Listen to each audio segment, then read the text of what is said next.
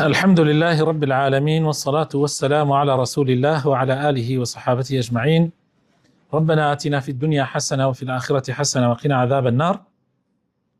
برایانی عزیز و خۆشەویستم لە پرۆگرامی زاد قۆناغی دووەم بابەتی فقه و شریعەت گەیشتونەتە لاپەڕەی سەد زەکات و بەهیمەتی الأنعام، باسی زەکاتی ئاژەڵ و ڕەشەوڵاخ و ئەواناکە.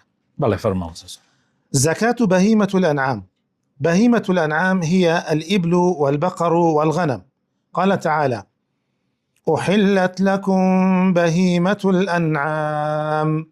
وسميت بهيمة الأنعام لأنها لا تتكلم، من الإبهام وهو الإخفاء وعدم الإيضاح. بەڵێ بەهیمەی ئەنعام طبعا ئێماڵی زەکاتی بەهیمە الأنعام لە کوردی خۆمانە و هینی خۆمانە، ینی زەکاتی ئەو وڵاخانەی کە حەڵاڵە بخورێ، یان ئەو حیوانانەی کە وڵات کە دروستە بخورێ، کە بریتین ئەوەی کە زەکاتی تایە بریتیە لە وشتر و مانگا و طبعا مانگا لەگەڵ یاگامێشیش، هەروەها مەڕ لەگەڵ هەروەها بزنیش ئەگرێتەوە. خی پەروەردگار ئەفەرمێ: ئوحیلت لەکم بەهیمەة الأنعام. مەبەستی لێرە بەهیمە الأنعام لەوەوە هاتووە بۆ پێ ئەوترێ بەهیمە لەبەرەوەی قسە ناکە. وبهيمة الأنعام تتخذ على أقسام. الأول أن تكون عروض تجارة، فهذه تزكى زكاة العروض.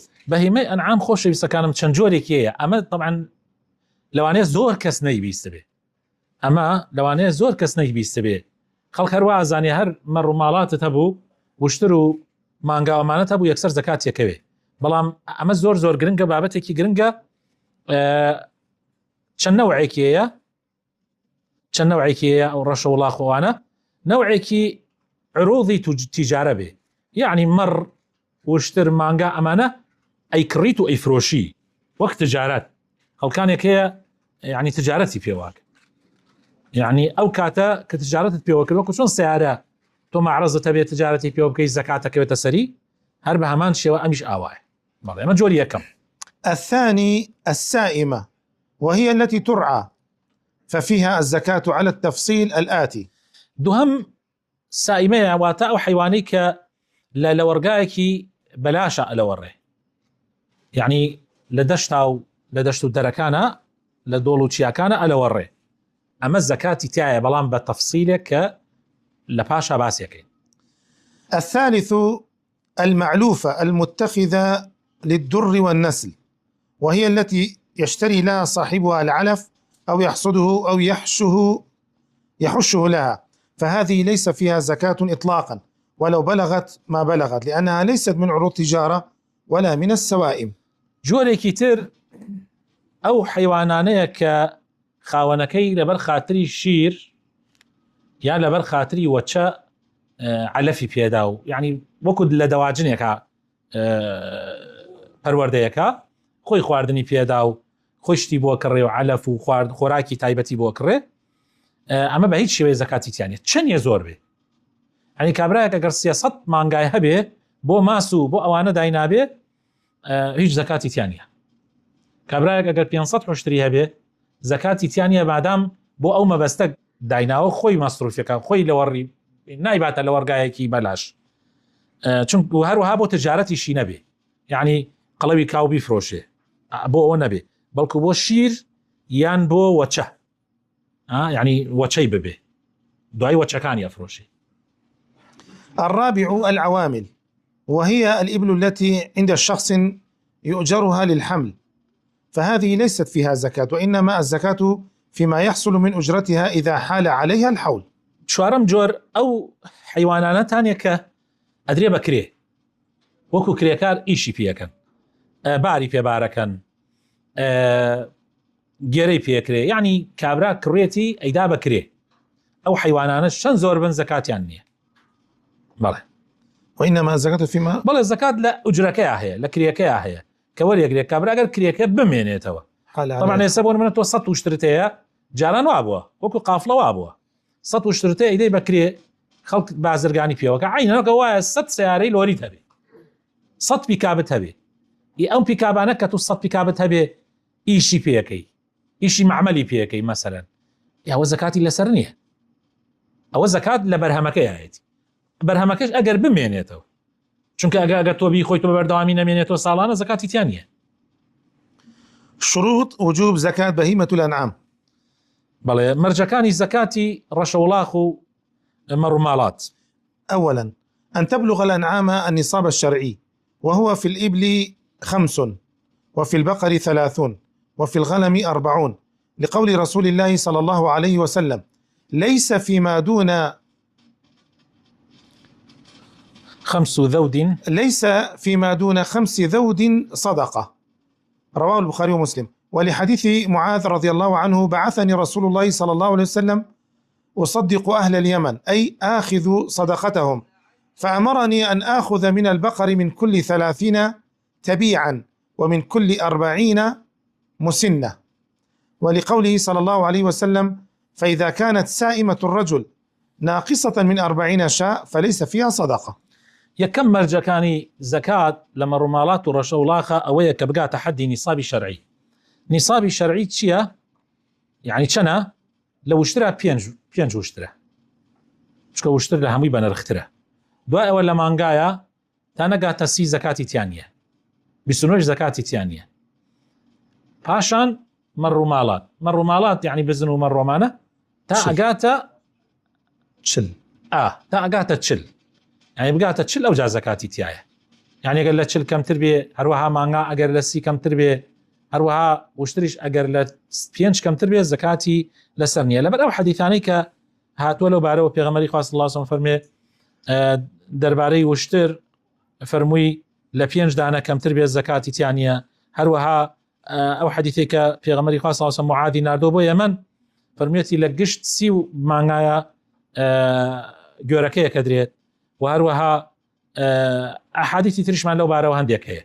بەڵێ مەرجی دووهەم: ثانيا أن يحول عليها حول كامل عند مالكها دون أن ينقص النصاب، لحديث: لا زكاة في مال حتى يحول عليها الحول. بەڵێ لە مەسەلەی مەڕووماڵاتە ئەبێ ساڵیشی بەسەراتێ پڕ ببێ ئەو جا زەکاتەکەوێت. یعنی تۆ مەڕووماڵاتت هێشتان 11 مانگە زەکاتی تیانی، بەس گەیشتە 12 مانگ ترەبێ زەکاتی بدەیت. پێغەمبەری خۆشەویستمان صلی الله علیه و سلم فەرمێ هیچ ماڵێ زەکاتی تیان نیە تا ساڵی بەسەراتێ پڕ نەبێ، إلا لزرعاتنا بزرعات كات يدري وكذا زكاة يدري. ثالثا أن تكون سائمة، وهي التي ترعى الكلأ المباح، وهو الذي نبت بفعل الله سبحانه وتعالى دون أن يزرعه أحد، الحول أو أكثره، لقوله صلى الله عليه وسلم: وفي صدقة الغنم في سائمتها إذا كانت 40 إلى 120 شاة، ولقوله صلى الله عليه وسلم: وفي كل إبل سائمة في كل 40 ابنة لبون، فإن كانت ترعى أقل الحول ويعلفها أكثره فليست سائمة ولا زكاة فيها. سيم مرج أويك للورقايك بلاشا بلوره، يان صالك قشتي يان هيش نبي زوربي صالك، يعني شحود ماني مثلا للورقايك بلاشا بلوره. أجينا قرتول خواردنت بوي كريبه یان ئەو دەغڵودانت بۆی کڕی بێ، یعنی ئەگەر زۆربەی ساڵ بۆی بکڕی یان لە 6 مانگ زیاتر بۆی بکڕی ئەوە زەکاتی لەسەر نییە ئەوە حیوانانە، با چەند زۆریش بێ، چونکە تۆ کاتە مەسروفیە مەسروفەکەشی زۆرە. رابعا أن لا تكون عاملة. طبعا عبر أحاديث من هي لسري في غمري خوشوي صلى الله عليه وسلم فرمي صدقي غنم لسائمكيا أجر جيشتا شل تا 120 يك مرة لسائمكيا سائمة. لو حديثك تريشا لو اشتريشا فرمي سائمة يعني أو حيوانيك لدشتكي بلاشا على وري، يعني حتى توقر لأوايك شابي لوري لدشتا بس اگر پارک اگر اینەکەت بۆی کڕی بێ جاری وایە خەڵک ئەی فرۆشن کاکەم ڕای پیاتەوە خۆشتی بەلاش نەماوە، حەچی زەوی یەکشتی داگیریان کردو و کراوەتە مەزرعە و کراوەتە دابڕ کراوە و یعنی لە کوردستانە ئیسەن نازانم شتی بەلاش نەماوە، پوشانە وەرەگرن نازام چی وەرەگرن، خوا پەنامان داوای پیاتەوە حیوانی ئێستا هەر بێژم زەکاتی لەوە چێ نەکەوێتە سەر. گانداری مەسەڵەن نەکرد، گانداری و شوێنە تاخاوانە مانۆشتی يعني أجر لورقاكا بباربي يعني أو لوري بباربي يعني أو خواردني بباربي تو وكو شون بلي شون مريش كخيت دواجنية هني كسي حيوان عخات دواجنية كو پەروەردەیەەکە ئەوە زەکاتی تیان نییە بۆ ماس و بۆ مەسەرەن ئەم شتانەوە زەکاتی تیان نییە حتا ئەگەر بۆ ماسیش نیکە مادام بە پارە شتی بۆ کڕێ لە گەرمیان لە ئێمانە کەسەیە هەر نایە لە حیوانە هێنێت هەنایە لە دەرچێتە دەرەوە عینە وەک مریشک وەکو مریشی مەسلحە خواردنیان لەداتێ حتا قەڵەوە بن کە قەڵەو بن لە دەوری قوربانەوەمانەیە ئەیفرۆشن مادام کابرا کڕین فرۆشتنی پێەکە لە پارەکە زەکاتی هەیە وەک تجارەتەکە بەڵام ئەگینا ئەگەر وەک تجارەت نەبێت زەکات لە مەڕەکان نییە وەکو خودی مەڕەکە یا خودی مانگاکە. رابعا أن لا تكون عاملة وهي التي يستخدمها صاحبها في حرث الأرض أو نقل المتاع أو حمل الأثقال لأنها تدخل في حاجات الإنسان الأصلية كالثياب. أما إذا أعدت للأجرة فإن الزكاة تكون فيها يحصل من أجرتها إذا حال عليها الحول. وتمان أو حيوانانا أجر بو كريبه إشكر به حيواني إشكر به زكاتي ني عين نوك سيارة حيواني إشكر شن زور به سجاران إسا خلق هيني نما جاران خلق مالا دولة من كان حيوانك زور يعني نكد بس بو بار كردن يعني إيش يعني بيكرد بار يعني بيكرد آية وزكاتي تيانا زكاتي لسرنية عين المك شون تو سيارة تبي بو إيش كردني خود زكاتي تيانية بعد سيارة إيش تبي مادام بو إيشو كاري خود بكاري يعني زكاتي تيانية مرة. نصاب زكاة بهيمة الأنعام في الإبل 5 وفي البقر 30 وفي الغنم 40 لقول رسول الله صلى الله عليه وسلم ليس فيما دون 5 ذود صدقة. بله دوباره كاتوا لو اشترى جيش لفين زكاة كيوتا سري لا مانغايا سي لا مرو بزنشا اگر جيشتا چل دانا زكاة كيوتا سري. قدر الواجب. أولا قدر الواجب في الإبل سدي تسر قدري واجب يعني لو اشترى زكاتي اشتر شونه بكرديتي خشتو اخاته برشاوتان وهروها دواء اول شيء مر دواء وهي مانغا هي وشتر حشترتها نقاتا بين زكاتي نيا لا بين جوا حتى وكو دا قش صالك تو يك مره دي لدواء جايش لدا يتربى دومر حتى قاتا شوارده تو 2 مرة دي جايشتا 15 تو 3 مرة دي يتر سالانه 3 مرة دي حتى اقاتا 20 جايشتا 20 تو 4 مرة دي حتى اقاتا 24 حتى 4 مرة دي جايشتا 25 دانا يتر حتى 35 تو بچكا حشتريا كدي بنتو مخاض اويا كصالك تواو كردبه كي نابيت الصالي دوام اماني صالك تواو كردبه شو بيتناو صالي دوما يعني وكو كرت ما انا لدو قرباني بيني به امجا لسي وشش وبو تشلو بينج بنت لبون ادري يعني دو صاليك كباينا بيت سي صالي لا تشلو شش وبو شاص يعني او بينك قشتي كان يا بيت لا تشلو شش وتا شاص حقتنا سي صالي تواو كردبي شو بيتناو 4 صاليو لا شاص يك وتا افتاو بينج جذعتنا 4 ساڵی تەواو کرد بێت پێی نابێتە 5 ساڵی لە 76 تا 90 2 ساڵی لە 91ەوە تا 120 2 حقە ئەدرێ و ئیتر بەو شێوازە ئەمە بەنسبەتی زەکاتی وشترەوە ئەگەر لە 120 زیاتر بوو گشت لە 40 دانەیەکە بنتەلەبوونێک زیاوەکەی لە گشت 50 دانەیە حقەیەک زیاوەکەی أم جادين سر زكاتي قدر الواجب في الغنم لغنمة بيخ في 40 من الغنم إلى 120 يجب شاه وفي 121 إلى 200 شاتان فإن بلغت 201 وجب 3 شياه إلى أن تبلغ 399 وتستقر الفريضة ففي 300 3 شياه وفي 400 4 شياه وهكذا. بله بو مر تانا قاتا تشل زكاتي تيانية لا تشلو بو 120 يك مرة لا 120 تو يكوا بو 200 2 مرة لا 200 يكوا بو 300 سيا يتر لا 300 بو يتر حر قش صد عنو لا دواي او قش صد عنو مرة يك زيادة كي لبر أو حديثيك هاتوا حدثك أنس لكتاب صدقاء أفرميت شي حديثك.